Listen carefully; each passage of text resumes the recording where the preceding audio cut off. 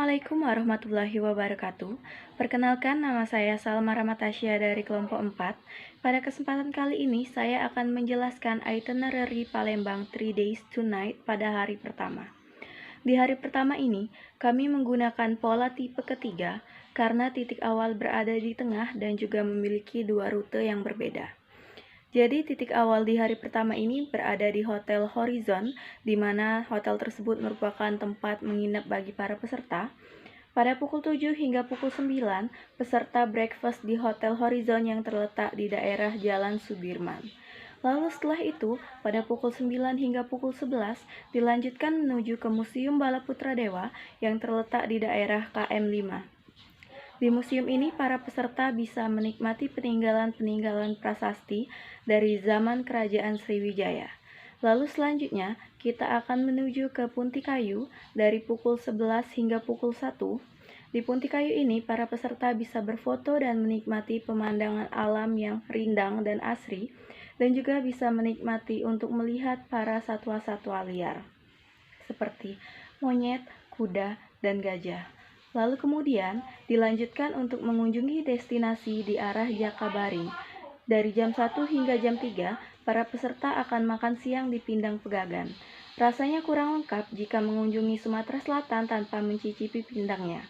Di restoran ini terdapat banyak jenis pindang, tidak hanya pindang ikan, tetapi juga ada pindang tulang dan pindang ayam. Lalu setelah itu dari Pindang Pegagan, pada pukul 3 hingga pukul 5, para peserta akan menuju ke Palembang Bird Park. Di Bird Park ini, para peserta bisa berfoto dan bermain dengan berbagai macam jenis burung. Palembang Bird Park ini terletak juga di daerah Jakabaring.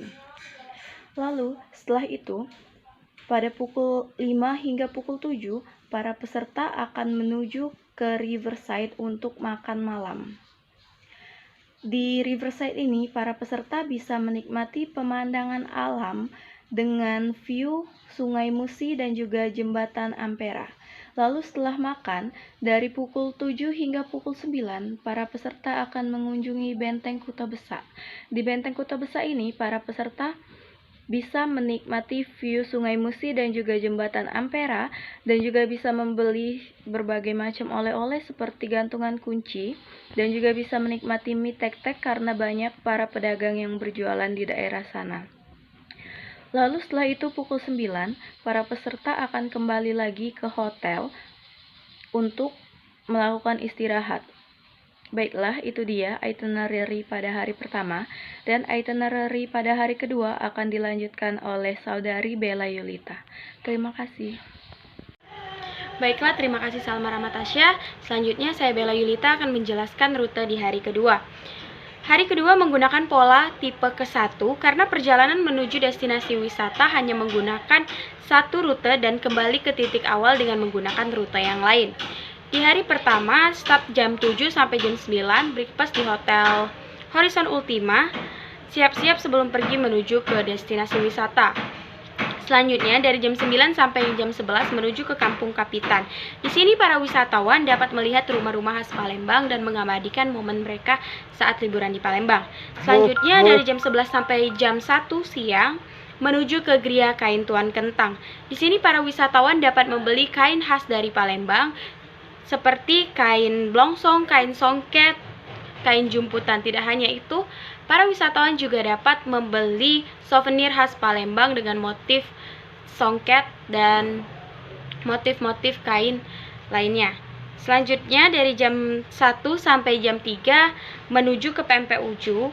Kurang lengkap rasanya jika kalian berkunjung ke suatu tempat tetapi tidak mencicipi makanan khas dari suatu tempat tersebut. Jadi di Palembang, seperti yang kita ketahui, makanan khas Palembang yaitu pempek.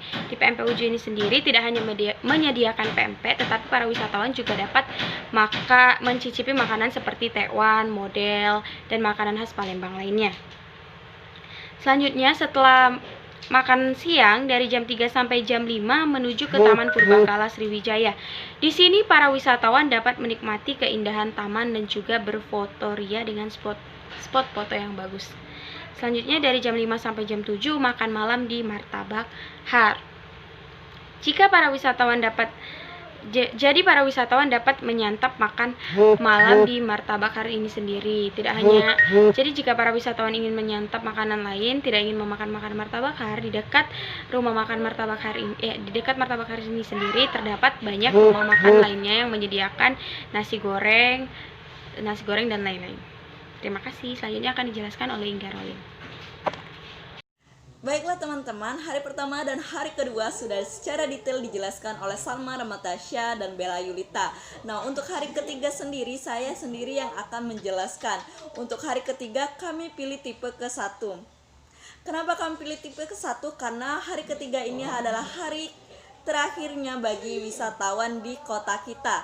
Nah, untuk hari ketiga dengan tipe ke-1 ini sangat cocok karena tipe ke-1 adalah tipe yang satu arah.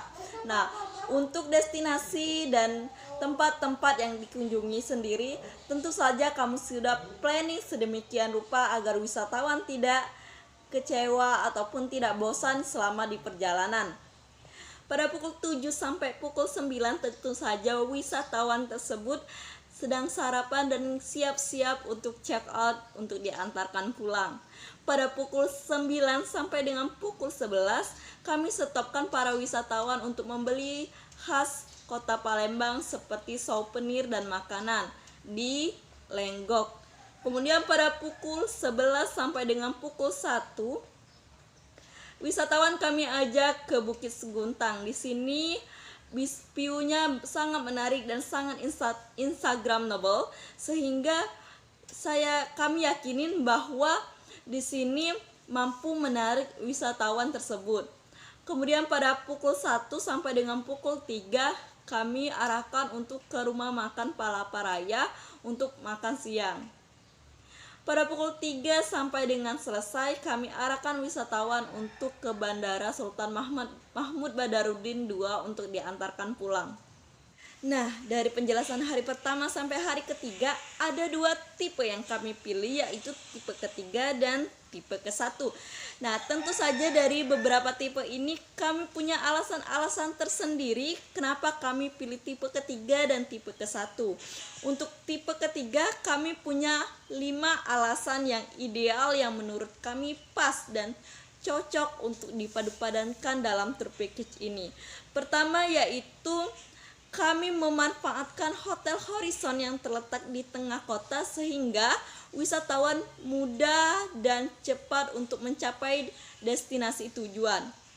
Kedua, kami pilih tipe ketiga yaitu karena Bala Putra Dewa dan Puntik Kayu adalah 2 destinasi yang berbeda, yang mana Bala Putra Dewa yang pasti wisatawannya mendengarkan cerita, histori, dan sejarah, maka untuk Puntik Kayu wisatawannya bisa menikmati alam dan berfoto-foto dan menyatu ke alam.